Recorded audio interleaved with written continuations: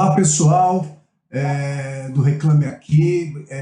Como vão vocês nesse evento que estamos aqui fazendo para discutir algo bastante importante que o Reclame Aqui conhece bastante bem, que é trust, né? Confiança ou confiabilidade e as relações que as empresas, de um modo geral, têm com a sociedade, exatamente em relação a esse tema, né, ou esse conceito, ou essa, eu diria, uma necessidade que as empresas precisam cuidar para ter um bom relacionamento e manter boas práticas de relacionamento com seus usuários, consumidores e até com os cidadãos, né, de um modo geral.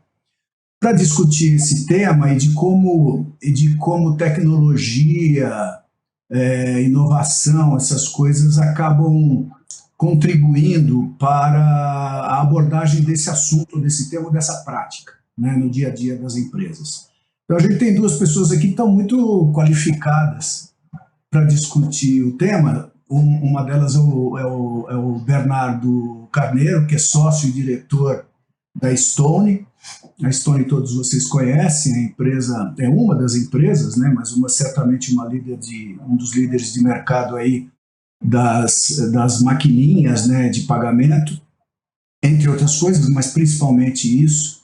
E o Bernardo é sócio e diretor da Stone.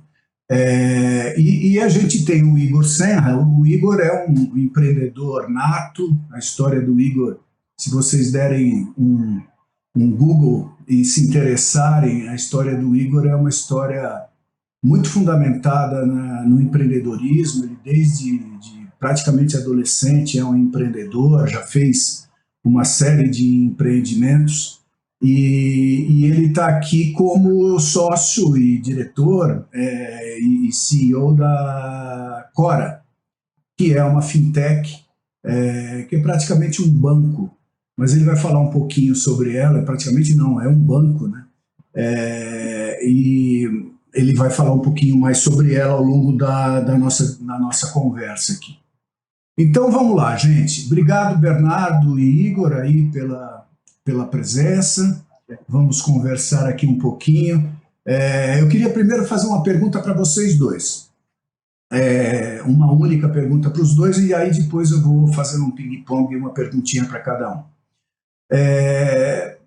Salvo engano de avaliação minha, mas vejam lá, eu vejo as duas empresas, apesar das evidentes diferenças entre elas, eu vejo muitas semelhanças.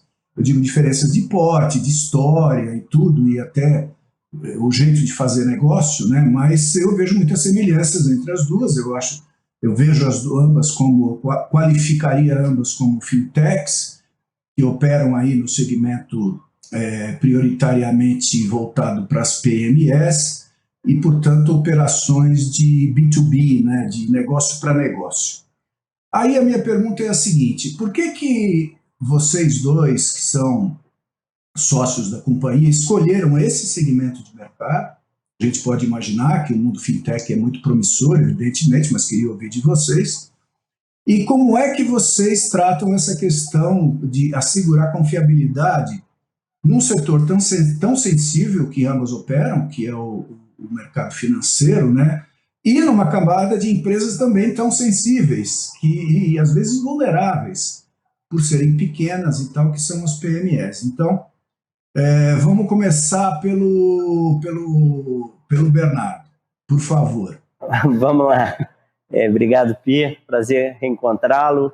Obrigado, Igor. Amigo aqui de longa data. A gente está junto.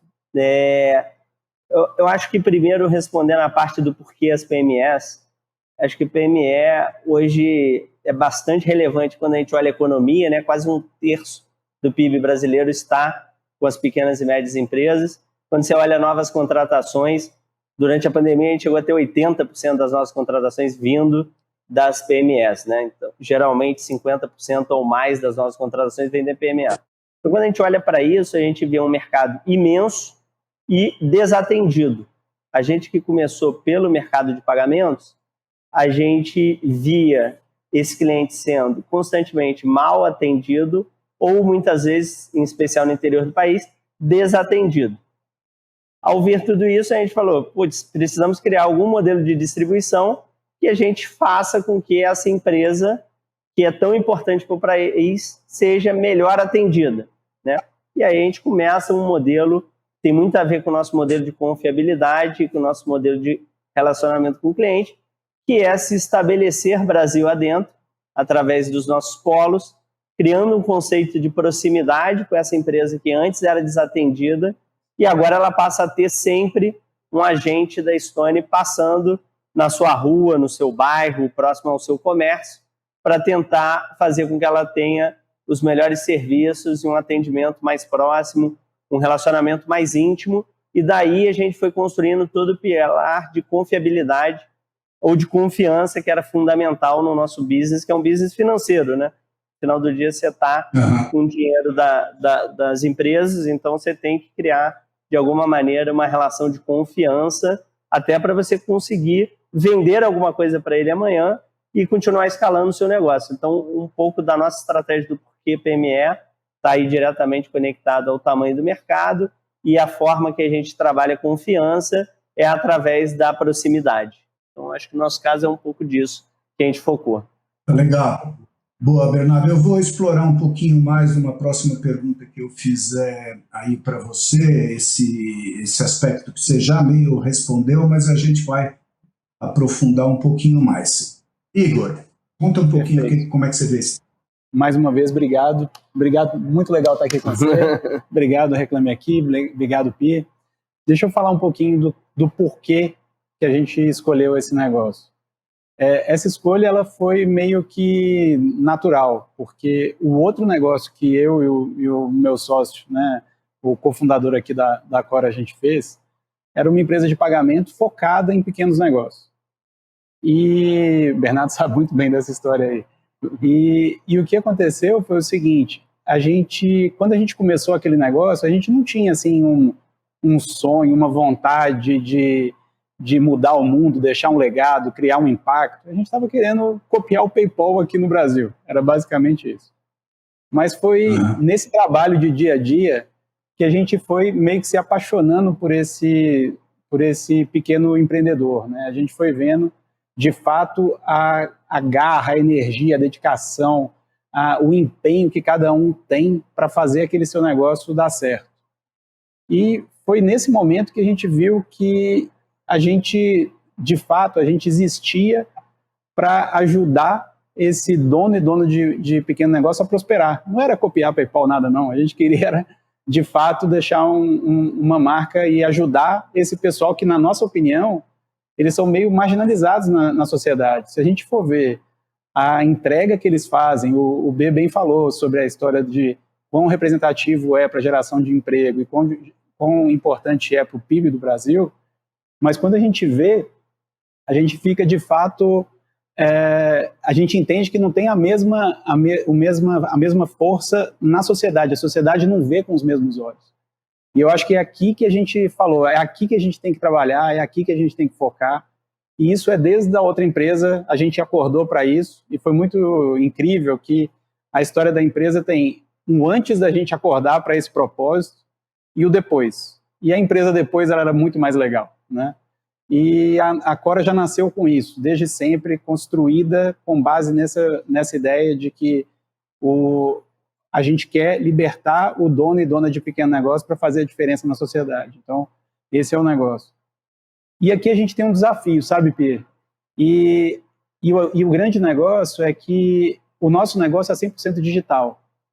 Então, a gente tem que trazer a confiabilidade, a proximidade através de meios digitais.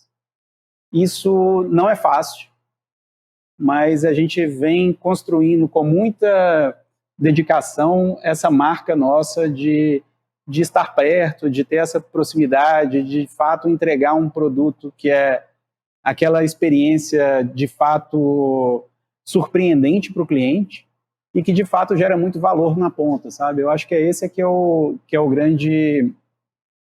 nosso grande intuito aqui. E a gente sabe, né, que a tecnologia ela potencializa isso. Então a gente tem que ter um produto muito bom,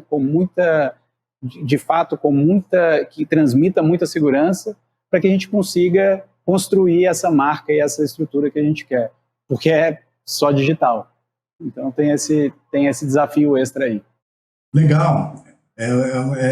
O fato de ser digital eu vejo como uma vantagem, vocês dois, né? Às vezes mas é difícil. Aí é complicado. É difícil construir confiabilidade.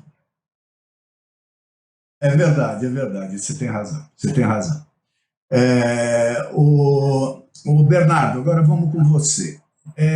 Diante desse cenário que vocês dois aí construíram e consideraram e refletiram, onde questões ligadas aí à confiabilidade estão no centro, né? E como o Igor estava falando aí, o mundo digital tem as suas particularidades, né? Apesar disso, a Stone está lá figurando com destaque na lista das empresas com selo do Reclame Aqui, né? Isso é um feito, aliás, parabéns por isso.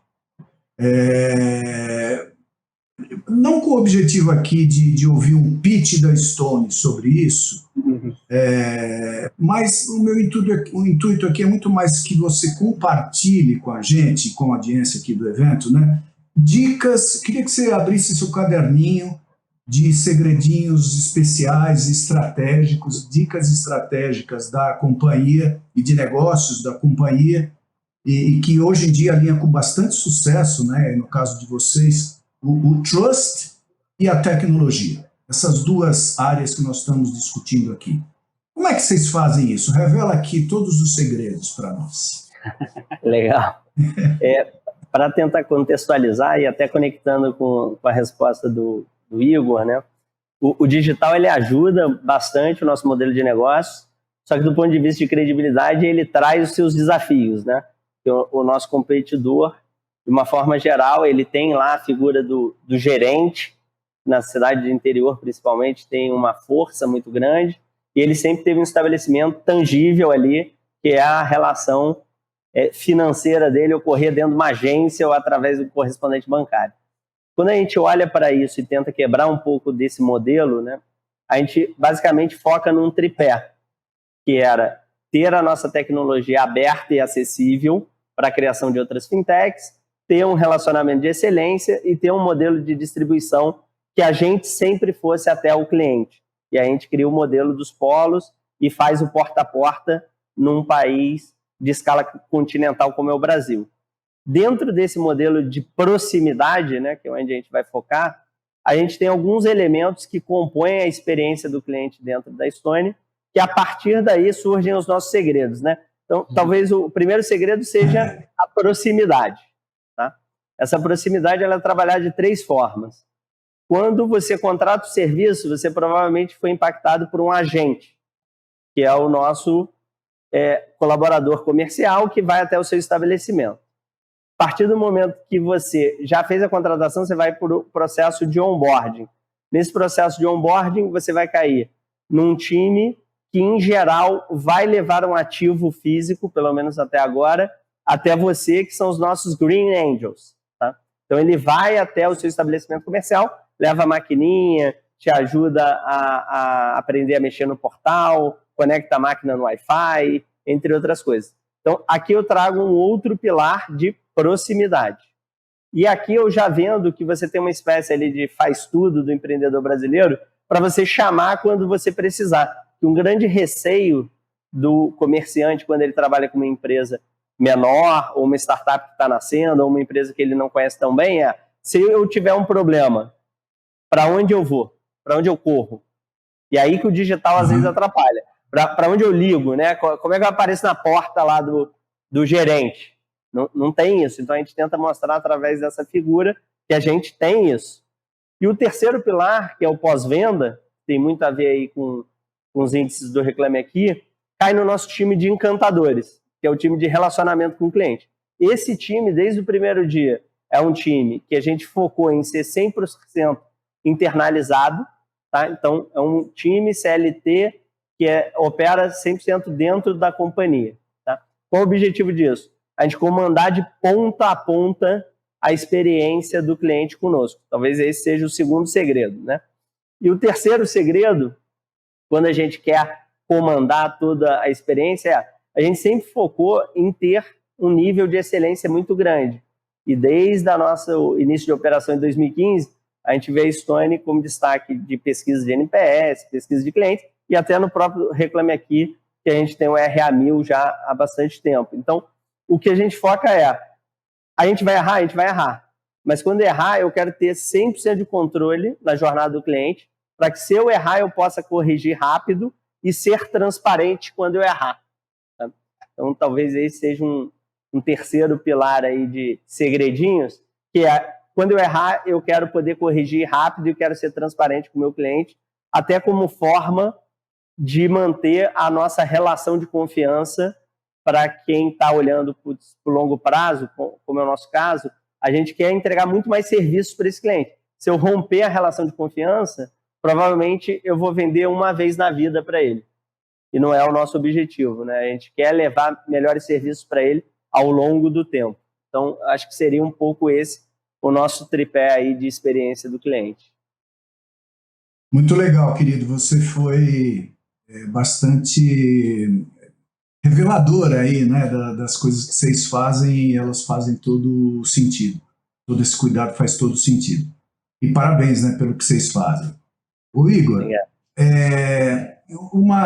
uma perguntinha mais chatinha, vamos chamar assim.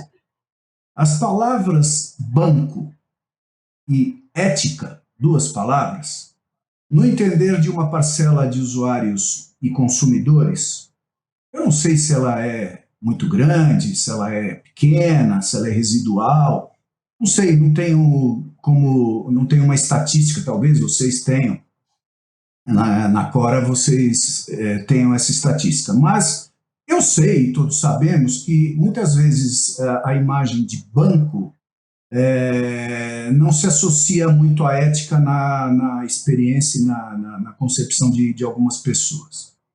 Por que você acha que isso ocorre? E qual é o papel de novos e inovadores players, como é o caso de vocês, dessa cadeia financeira? Qual é o papel de vocês nessa questão, de ajudar a mitigar esse problema e esperando que um dia banco e ética possam perfeitamente caminhar juntos? Super legal. Deixa eu te contar, na nossa cabeça o que acontece é o seguinte: se você for voltar na história e a origem das instituições financeiras, elas tinham um propósito de ajudar a potencializar negociações, né? Potencializar negócios. E o que aconteceu é que a indústria financeira aqui no Brasil, ela foi meio que se deturpando. Ela foi olhando só para si, esqueceu que tinha um cliente lá, ela foi cada vez mais pensando em extrair valor para si. Então ficou um jogo meio esquisito, em que ela joga para ela mesma. Então, por exemplo, se você olha no longo da vida e tentar olhar através dos resultados dos bancos, aonde teve algum tipo de recessão no Brasil ou algum ciclo econômico, você não vai conseguir ver que o banco está sempre entregando resultados recorde em cima de resultado recorde. E a gente acredita que isso aí é de uma indústria que deixou de servir o cliente para servir a si mesmo. Então, eu acho que a gente está aqui exatamente para quebrar essa onda, né? Porque me parece que é um ciclo que não é virtuoso para a sociedade como um todo. E nós estamos aqui exatamente sendo contraponto a isso tudo, né? A gente acredita que exista, sim, condição de fazer um negócio, que a gente está aqui construindo negócios que são sólidos, que são consistentes, mas que ao mesmo tempo que a gente consegue entregar valor para a sociedade. A gente não está aqui para extrair valor da sociedade. Então, quando o banco cobra taxas de coisas que são praticamente de graça para ele, ou quando ele cobra uma mensalidade sem entregar nada em troca, só para ter acesso ao serviço, é um negócio que, de fato, não faz muito sentido, a gente entende que está na hora de construir alguma coisa diferente. E ao invés de ficar só falando que está na hora de fazer alguma coisa diferente, nós estamos aqui para fazer alguma coisa diferente. Então, eu acho que é exatamente por isso que a gente está aqui. Eu acho que a gente consegue entender que nós temos um papel, e o nosso papel, a gente até costuma falar, não vou falar exatamente o termo que a gente usa interno, que é meio, talvez uma palavra meio não tão educada, mas a gente está aqui para consertar o país, né? E a forma de consertar o país é sendo uma alternativa viável e efetiva para ajudar a libertar os donos e donas de pequeno negócio. Eu acho que é esse o negócio. Muito bem. Vocês, ambas as empresas, né, atuando aí nessa área que ambos também comentaram que é tão carente, né, é sensacional. Ter serviços para esse setor e na área financeira é demais, e o cuidado que vocês têm, vocês estão deixando isso bastante claro, é muito legal. Bernardo, o mercado financeiro, se a gente for comparar com outros, né, talvez seja aquele que mais se fundamenta na confiança, porque, enfim, o mercado financeiro é o guardião do dinheiro, né, das pessoas. E, obviamente, o dinheiro das pessoas é um bem muito valioso. Vocês chegaram nesse mercado em que vocês atuam hoje. Esse era um mercado já consolidado de alguma forma, tinha grandes players, né? Segue tendo grandes players. De repente vem vocês com uma proposta de valor diferenciada, brigando já com um mercado consolidado e empresas grandes, né? Estruturas já bastante grandes, vocês meio começando do zero, né? E precisavam conquistar exatamente isso que nós estamos conversando aqui, a tal da confiança. Só que conquistar a confiança no mercado onde os players estão mais ou menos equivalentes, ou que os players, no mercado ainda não consolidado, possivelmente é mais fácil do que você simplesmente escolher um mercado já consolidado para conquistar essa confiança, sendo o mercado financeiro, no nosso caso aqui. E aí, a pergunta é a seguinte: como conquistar confiança e credibilidade num público-alvo, num mercado consolidado de grandes players? Qual é o segredo? Mais uma vez, eu quero os seus segredinhos. Legal. Acho que os nossos segredos, né? Acho que eles se dividem em duas partes. A primeira parte quando a gente começa a Estônia, a gente já vinha de uma jornada empreendedora mais longa, né? Então, quem são os nossos primeiros clientes? São exatamente aqueles clientes do mundo digital que a gente já atendia em negócios anteriores. É por aí que a Estônia começa. Então, que tinha um track record construído que fez com que a gente efetivamente entrasse muito forte e muito rápido no ambiente digital, que era um ambiente que a gente já empreendia. No momento da gente ir para as ruas, né, e começar a efetivamente trabalhar com ativo físico, logística, ir para o interior do país, aí boa parte do que a gente tinha construído aparentemente não valia. Mas uma das coisas que a gente percebeu na prática é que uma história verdadeira e um propósito genuíno, eles têm realmente muita força. Então, nosso time, ele ia comércio a comércio, contando um pouco da nossa história, contando o nosso propósito e deixando claro que ele ia vir com aquela camisa verde que o nosso time usa, dia sim, dia também, no estabelecimento comercial dele.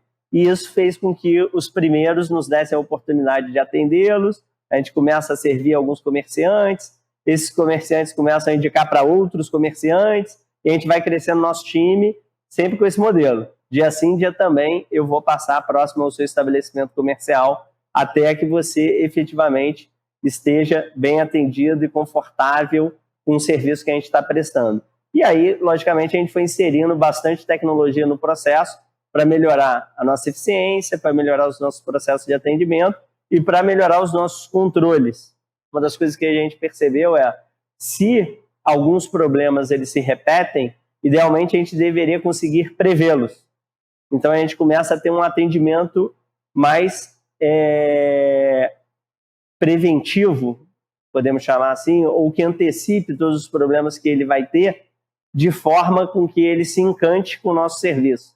E aí, a partir do encantamento, dispara um fator que é elemento crucial no nosso negócio até hoje, que é a indicação. Os novos clientes, em geral, são indicados pelos já clientes, né? Então, independente da escala que a gente está hoje, isso ainda é um elemento fundamental no nosso modelo de negócio.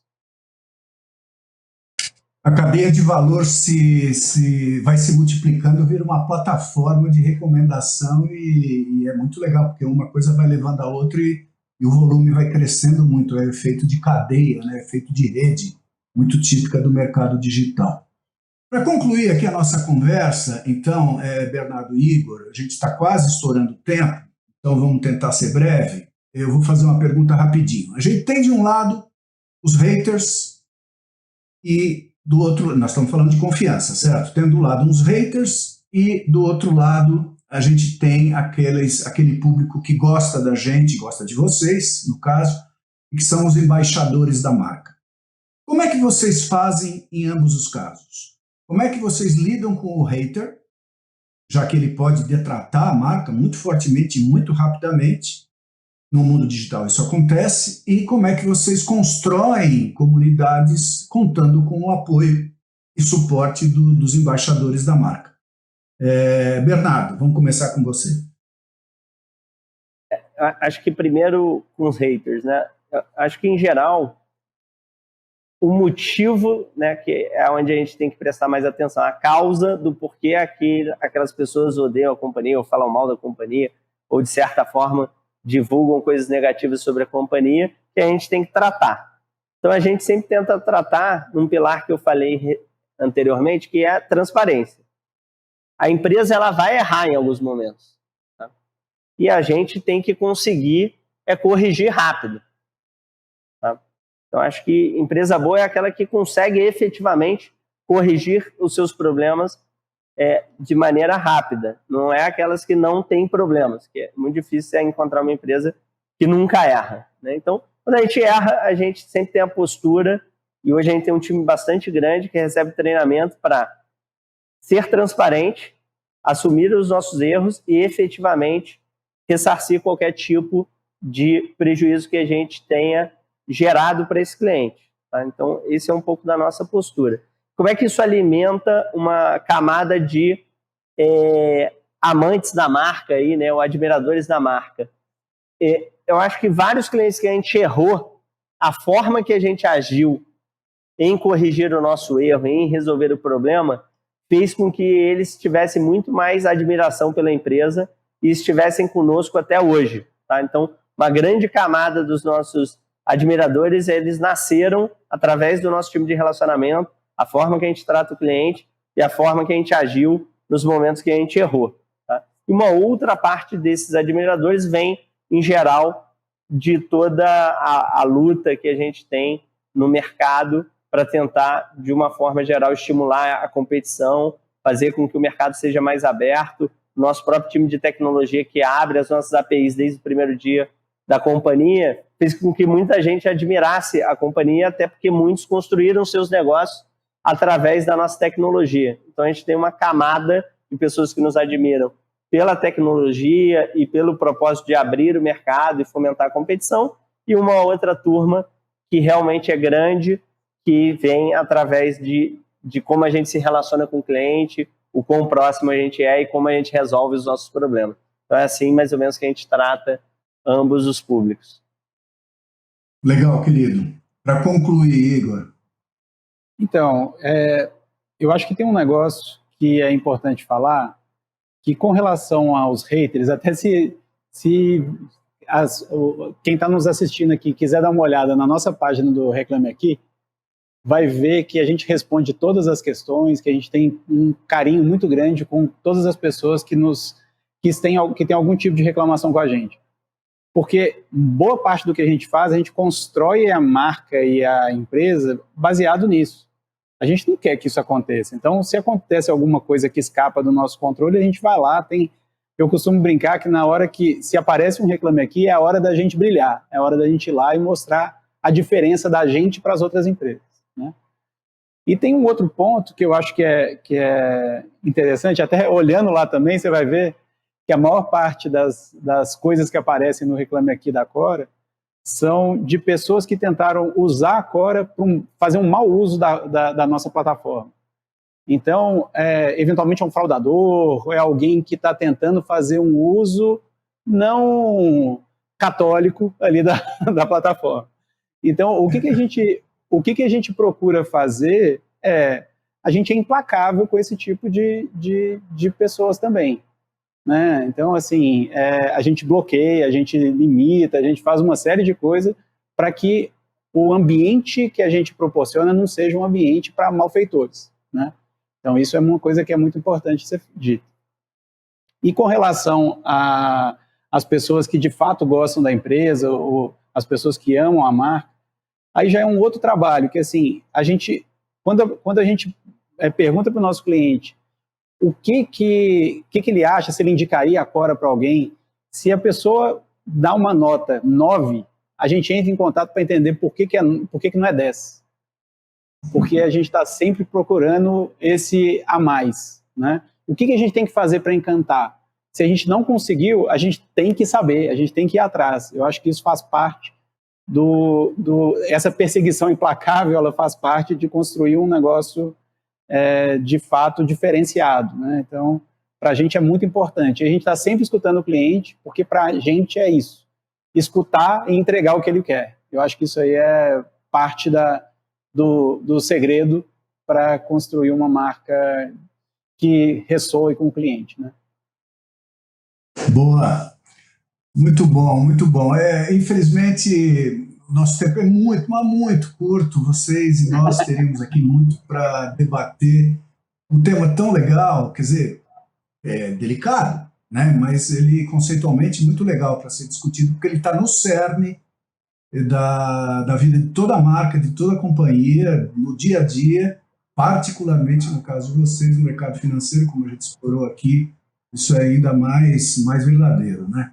Então, quero agradecer em nome dos organizadores aqui, Bernardo e Igor, Stone e Cora, para a presença de vocês, né?